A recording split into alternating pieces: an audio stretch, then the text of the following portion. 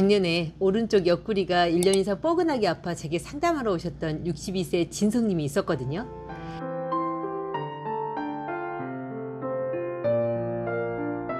그분은 평소 고혈압에 고지혈증이 있어 혈압약과 아스피린, 고지혈증 약을 복용하고 계셨고, 발톱 무좀으로 일주일에 한 번 무좀약도 드시고 계셨죠. 체격은 키 174에 몸무게 92kg로 비대한 편이며 평소 담배도 술도 즐겨 하시고, 얼굴색은 검붉고 입술은 거무스름한 얼룩이 부분 보이고요. 진성님은 평소 소화나 식욕, 대변은 양호하세요. 수면은 자다 2~3시간마다 깨서 소변을 보고 한참을 뒤척이다 다시 잠드는 식으로 야간에 3번 정도 깨신다 하시고요. 제가 옆구리 통증 외에 다른 불편한 데는 없으세요? 라고 여쭈니 진성님은 피부 건선이 있는데 이건 아주 오래되었고 장에서 꾸르륵거리는 소리가 잦은 편이며 뭘 해도 피곤이 가시질 않는 게 좀 힘들다. 또 조금만 걸어도 숨이 잘 차고 가슴도 자주 답답한 편이다 하세요. 참고로 진성님은 오른쪽 옆구리 통증으로 병원에서 권하는 검사는 다 받아보셨대요. 초기엔 근육의 문제인가 하고 소염 진통제와 근위환제도 상당히 드셨고, 이후엔 영 낫질 않아 간 초음파며 복부 CT, 더 나중엔 신장이 문제인가 하고 신장 정밀 검사에 소변 정밀 검사까지도요.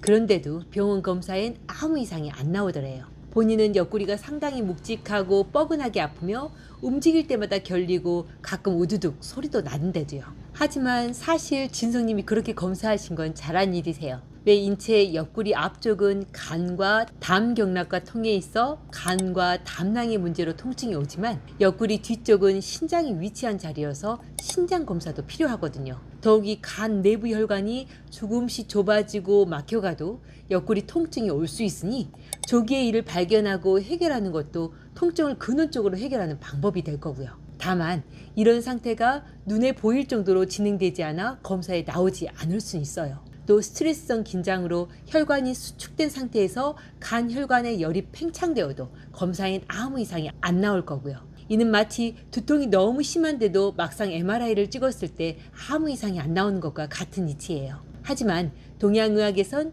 그게 간 내부 혈관에 노폐소가 쪄들어 좁아져 있던, 간 혈관이 수축하면서 열감이 팽창되어 있던, 일단 옆구리 통증은 간 자체의 혈액순환이 원활하지 못하고 간 속에 열이 차올라 통증이 생기는 것이다 여기기에 한방과립제로 간담의 기혈순환을 촉진하고 담즙 분비를 촉진하면서 간의 충혈을 시켜주는 방법으로 오른쪽 옆구리 통증을 해결하네요. 또한 맥박을 보았을 때 간뿐 아니라 신장이나 하부 단전의 기혈도 막혀있다 느껴진다면 간 및 하초 신장과 단전에 뭉쳐있는 담적과 어혈을 풀어줘 혈류를 촉진해주는 약초들도 써주고요. 왜 동양의학에선 간과 신장은 서로 밀접한 관계로 간의 기혈이 막혀도 신장의 기혈이 막힐 수 있고, 신장의 기혈이 막혀가도 간의 기혈이 막힐 수 있다고 보거든요. 그래서 옆구리 통증은 이 두 장기의 문제를 근원적으로 해결해야 비로소 낫게 된다 여기고요. 참고로 오른쪽 옆구리 통증이 우라를 심하게 참고 억제한 후 시작되었다면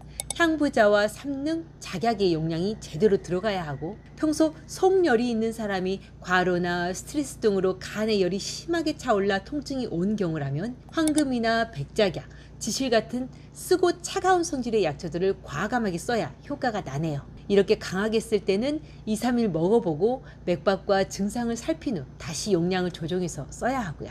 그럼 우리 진성님도 병원 검사엔 이상이 없지만 간과 신장의 문제로 오른쪽 옆구리 통증이 온 거냐고요? 네, 제 판단으로는요.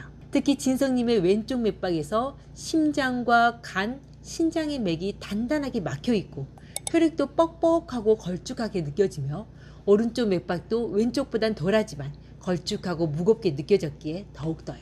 동양의학에서 이러한 맥박은 현재 고지혈증 약을 먹고 있다 하더라도 혈액에 지방, 단백, 탄수화물 노폐물이 넘쳐나고 심장과 간, 신장은 노폐소가 쪄들어 단단해지고 막혀가고 있다 라는 뜻이거든요. 간과 신장이 막혀가니 섭취한 음식물과 술 등은 완전히 분해되고 해독되지 못한 채 다시 혈액 속에 쌓여가고 막혀가는 악순환에 빠져 있고요. 그리고 이렇게 간 내부 혈관이 좁아지고 막혀가는 가운데 음식물과 술은 반복적으로 계속 들어오고, 간은 이를 제대로 해결하지 못한 채 내부 혈액이 울체되고 열이 차올라 진성님의 오른쪽 옆구리 통증은 지금까지 계속되게 되었다 판단되네요. 그게 1년이 지나도 원인이 해결되지 않으니 통증도 점차 만성화되어 묵직해지고 간 자체도 점점 더 막혀가고 그 기능도 떨어져 가는 듯 보이고요. 특히 진성님은 여기에 간이나 신장 외에 심장맥까지 딱딱하게 굳은 느낌인 걸로 보아 현재 심장 주변의 관상동맥도 좁아지고 막혀가고 있다 여겨지네요. 이는 진성님의 혀가 상당히 커져 있고 담색에 거무스름하며 혀 및 혈관도 청자색으로 어혈이 심한 상태였기에 더욱 확신할 수 있었고요. 왜 혀는 심장 상태를 반영하고 혀 색깔이 거무스름 청자색을 띠면 심장 주변에 어혈이 심하고 혈류가 원활하지 않다 판단하거든요. 혀 및 혈관인 설화정맥이 퍼렇게 청자색을 띠는 것도 심장 기능이 떨어져 심장이 정맥혈을 제대로 뿜어내지 못할 때 나타날 수 있고요. 어째 진성님은 깊게 들어갈수록 몸의 문제가 더 심각하게 느껴지시죠? 맞아요. 현재 진성님은 1년 이상 된 오른쪽 옆구리 통증 때문에 오신 거였지만 동양의학에서 볼 때 진성님의 몸은 언제든 심장이나 뇌혈관이 막힐 수 있는 그런 위험한 상태에 있다 말할 수 있네요. 그게 아무리 정기적인 검진을 받고 혈압약이나 아스피린, 고지혈증약을 잘 챙겨 먹는다 하더라도 간과 신장, 심장까지 막혀가고 있는 상황에선 앞으로 닥칠 심근경색이나 뇌졸중, 신장질환을 막아내긴 힘들 듯 하고요. 따라서 진성님은 지금 당장부터라도 건강한 식습관으로 소식하고 술도 끊어야 하네요. 규칙적인 유산소 운동으로 혈액 속의 지방단백 노폐수도 완전히 분해하여 혈액을 깨끗하게 해서 간과 신장의 부담도 줄여줘야 하고요. 그리고 한약으로도 간 혈관 및 간 내부에 쌓인 찌꺼기를 해결해 간의 대사력 및 해독력을 올려주고 간의 충혈을 풀어 직접적으로 옆구리 통증도 완화해주며 하초 신장의 기혈순환도 촉진해 주어야 하네요. 주로 심방광의 수축력을 올려주고 기름칠도 하면서 노폐소를 녹여주는 방법으로요. 그리고 진성님은 여기에 심장으로 혈액을 공급하는 관상동맥의 혈류를 촉진하여 앞으로 올 수 있는 심장이나 뇌질환을 예방해주고 약초들로 발생할 수 있는 소화부담을 덜기 위해 소화력을 올려주는 약초들도 필요하네요. 그리고 이렇게 하면 진성님은 만성적인 피곤뿐 아니라 몸 전체의 혈액순환이 원활해지고 심장과 간, 신장의 기능이 회복되어 생명력이 아니 심각한 질환으로 쓰러지는 것 또한 어느 정도 예방할 수 있네요. 오른쪽 옆구리 통증 정도야 언제 그랬냐 싶게 자연스레 없어지게 될 거고 쉽게 숨이 차고 가슴이 답답해지는 증상도 담즙 분비 불량으로 장에서 꾸르륵거리는 장명도 어느 순간부터 못 느끼게 될 거고요. 어째 오른쪽 옆구리 통증 고치러 왔다가 몸 전체를 정비해야 하는 일로 커진 것 같지요? 맞아요. 동양의학이 그래요. 몸의 부분적인 문제를 전체로 보고 그렇게 오장육부 각각의 문제를 전체적으로 해결하여 부분적인 증상과 통증을 해결하는 그리고 그렇게 함으로 몸 전체의 기능을 다시 건강하게 회복시키고 병의 재발뿐 아니라 다른 병까지 방지하는 그런 치료법이 동양의학의 치료 원리지요. 이는 마치 나무에 병이 들면 나무 자체만 보지 않고 숲 전체를 보면서 병든 나무 주변에 햇볕은 잘 드는지 토질은 또 어떻고 또 물은 잘 빠지는지 공기는 정체되어 있진 않는지 살펴보는 것과 같은 이치예요.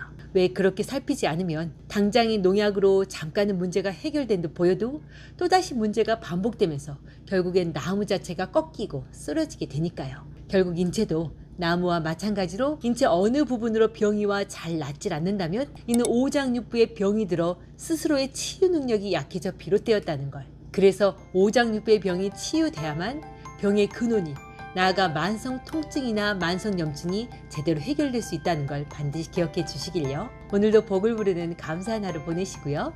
그럼 다음 시간에 다시 만나요.